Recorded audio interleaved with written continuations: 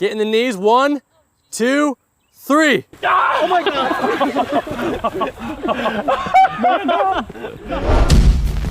What's up everybody, Jake Weisler here from FullTimeFilmmaker.com, and in this video I want to share 7 things that I've learned about filming weddings. I just got back from St. Louis, Missouri, where me and my crew filmed a stunning wedding for one of our Full-Time Filmmaker members who was nice enough to let us film behind the scenes of everything that went into making their wedding film as cinematic as possible. Now, we haven't posted any wedding tutorials on this channel for well over a year, and I thought that this was a perfect opportunity to tell you all of a few things I've learned over the last 18 months in regards to filming weddings. A crucial part about improving in this industry is finding someone who is better than you and then learning from them. I've tried to surround myself with educators and mentors who can teach me how to improve. Incredible filmmakers like Ray Roman, John Bunn, Nick Miller, film poets, 31 Films, White and Reverie, Matt Johnson, all talented individuals who I follow, learn from, and even have become close friends with. And after finishing up this beautiful wedding in St. Louis, Missouri, I thought it was the perfect opportunity to share with you 7 of the many things I've learned about filming cinematic wedding films. So moving on to those 7 things, starting with number 1, which is to shoot with the edit in mind. When I was first getting started, I thought I knew this. I'd film the details, the bride and the groom, some venue shots, but then when I would go to edit the video just felt like a montage of nice clips. There was no depth and there was no story. It was a wedding video and not a wedding film, and to me there's a huge difference. I wanted to separate myself from the thousands of videographers in this industry, and when I would compare my videos to the titans of the industry, I realized that I wasn't shooting with the edit in mind. To shoot with the edit in mind is to envision the story of your wedding film as you're filming it. For example, when my second shooter Nate and I first arrived at the hotel, we immediately started filming shots of the surrounding buildings and landscapes. So we captured city shots to establish that location, because we knew that the film needed to first establish where it was taking place. Then we went inside and started filming the final makeup touches on the bride. Is it the most flattering shot of the bride you'll get that day? Absolutely not, but it tells a story. It shows her before the ceremony, her beginnings on the most important day of her life. It helps the audience connect with the bride by knowing she is preparing for the big day. Another example would be when filming the ceremony or reception speeches. Not only do I want to film the person speaking, but I also want to film the bride and the groom's reaction, because I'm already planning out in my mind that when I cut to the person giving the speech, I want to also show the emotional reaction on the couple's face as they listen. Which brings me to tip number 2, and that is having a second shooter. I used to film weddings completely by myself, and honestly, you can make it work. But let me tell you why I bring a second shooter to every single wedding now, no matter what. Now, some of you might be saying, well, no duh, Jake, but I know for me personally, when I was getting started, a second shooter was a luxury I couldn't afford until I saw its value. You guys, a wedding film is unlike any other film you'll ever create, because 90% of the events that happen on the wedding day only happen once. You have one shot. And if you blow it, it's gone forever. And not only that, but you're only one person and you can only be in one place at once. And one angle can only convey and show so much. Here's an example of what I'm talking about. In this first piece, you'll see the first look of the bride and the groom from just one angle. Then you'll see that same scene with 2 different angles spliced together. Take a look. Yeah. Don't cry. I'm already there. You're beautiful, babe. Oh, Yeah, so handsome. we made it. We're doing it.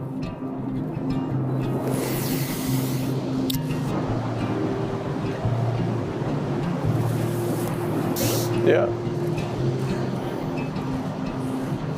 Don't cry. I'm already there.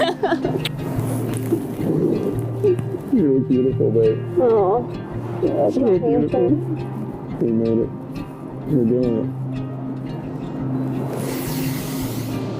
That second angle adds power, emotion, and depth to the scene. Yes, you could probably set up a camera on a tripod to capture both angles, totally an option, but the time it would take you to set up the second camera, make sure it's rolling, take it down and reset it up for the next scene, you'll probably miss a moment that would look beautiful in the film. Having a second shooter allows me to capture the same scene from multiple angles and multiple focal lengths. It's stress off my plate and additional angles and options for the final edit. Having a second shooter also ensures that every moment moment of the wedding is filmed. There are times of the day where I need to dedicate 15 or 20 minutes to just setting up my tripods, my lights, the audio receiver, lav mics, changing lenses, etc. And a lot can happen in those 20 minutes. When I do have a second shooter, I can coordinate for one of us to be setting up equipment while the other is filming. We never miss a moment. My second shooter elevates my film. It elevates the production and allows me to have twice as much footage and options as someone shooting alone. And because this elevates my productions, I am able to charge more. Tip number 3 is focal lengths. I'll just quickly walk you through some must-have focal lengths that should be in every wedding filmmaker's bag, along with what I personally use and love them for. The first focal length I need on my weddings, and in my opinion, the most important, is my 70 to 200 millimeter. This lens is an absolute must, and it's an absolute game changer. Weddings are all about capturing the wedding the best you can without obstructing the guest's experience. This lens lets you capture important moments from very far away. During every ceremony and every reception, I have 2 cameras with 70-200s going at all times to capture the core elements of the wedding day. And the second focal length I love is my 50 millimeter. This is my go-to lens for everything. It's on my camera for almost the entire day. It's flattering for portraits and beautiful for detail shots. The third focal length is my 85 millimeter, which I have my second shooter on for 90% of the day. With my style, I love tight angles, and when I'm getting a shot on my 50,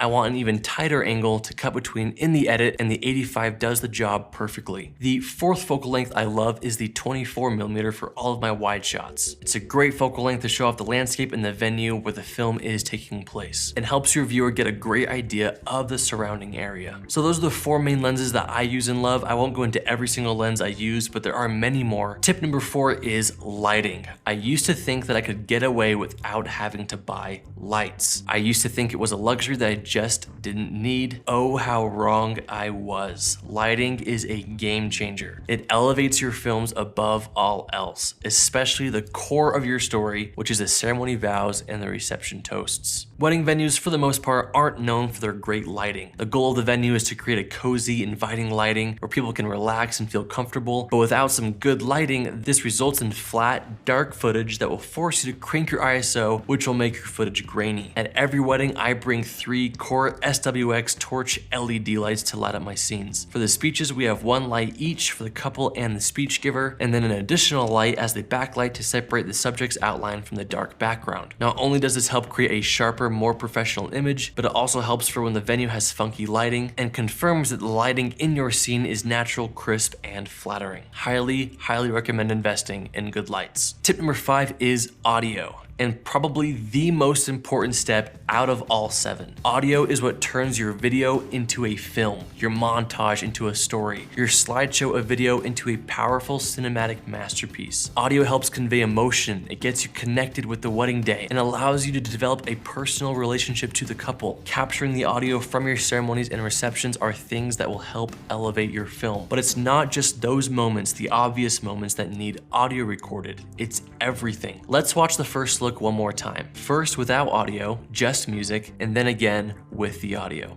Take a look.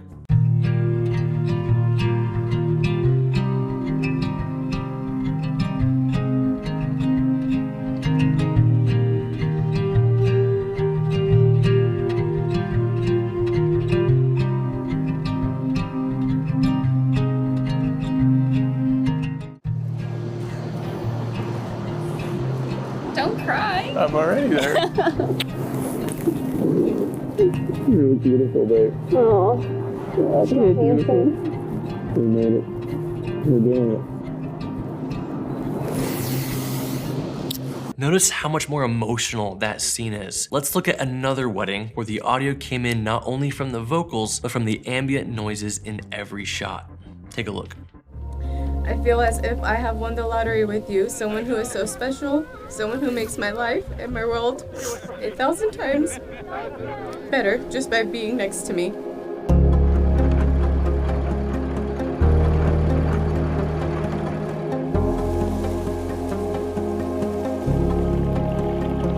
You are my best friend. You have made me a better man.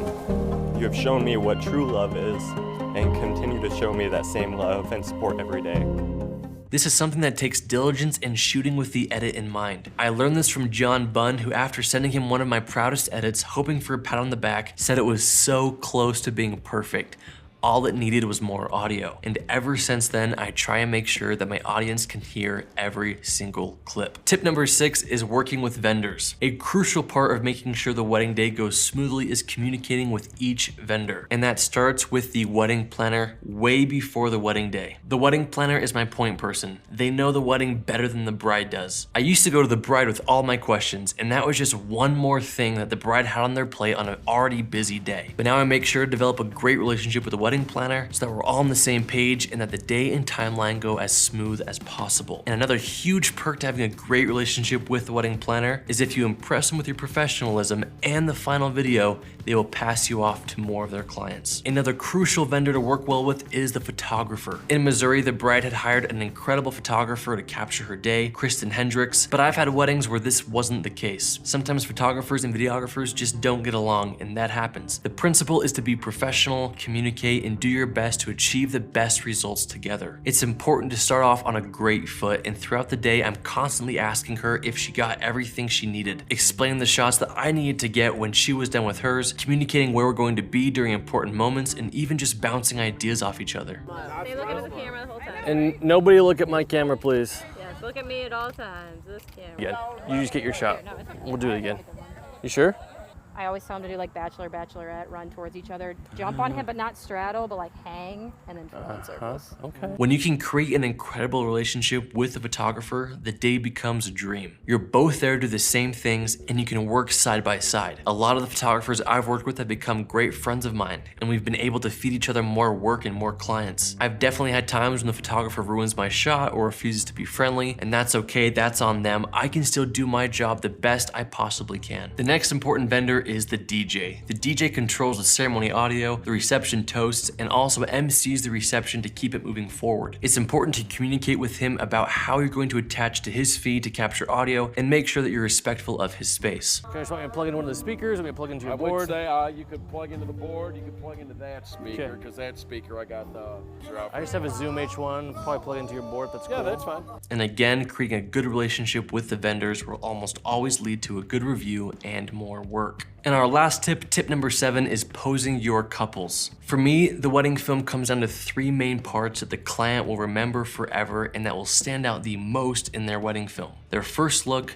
their ceremony, and their bridals. Wearing a wedding dress is something that many of these brides will never do again, and they're spending so much money on the dress, their hair, and their makeup, and they want to remember how they looked on the most important day of their life. Same with the groom and his suit and his details. And a lot of that comes down to you knowing how to pose these couples to highlight their personalities and their details. I love to have fun with my couples and be personable. Here's some quick behind the scenes of the 15 minutes we had with our bride and groom in Missouri. There it is. That's the one. Stay exactly where you are. All right. Steve, I want you. I'm retiring. Steve, I want you to show me your interpretation of what a passionate kiss is. Oh my God. Don't hold back. He on X Games mode. All right, 3, 2, 1, and strike it, and passion, my guy. Holy And yeah, hold his face. I want you to give him a couple kisses every now and then. Oh my gosh. Lauren, this is gorgeous. I love this.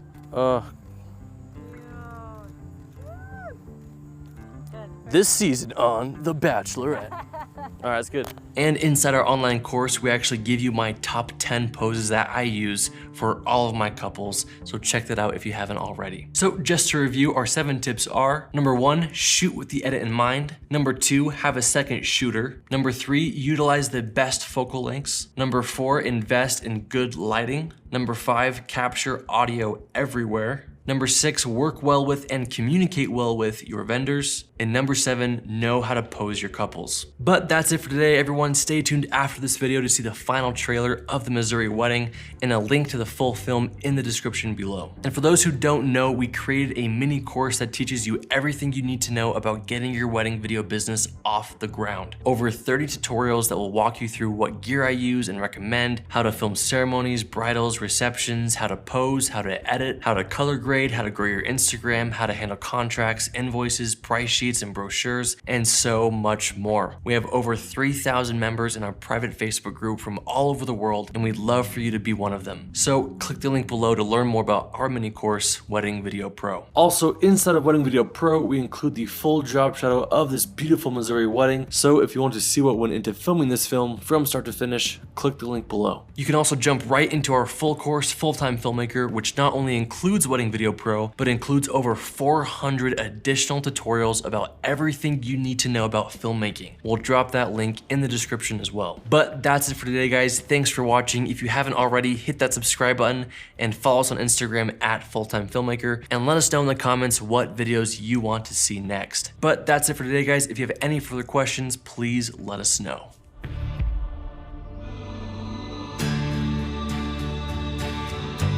This sacred moment is the very beginning of how God will continue to shape and to form, to make you the one, to make you the people that you have always desired to be.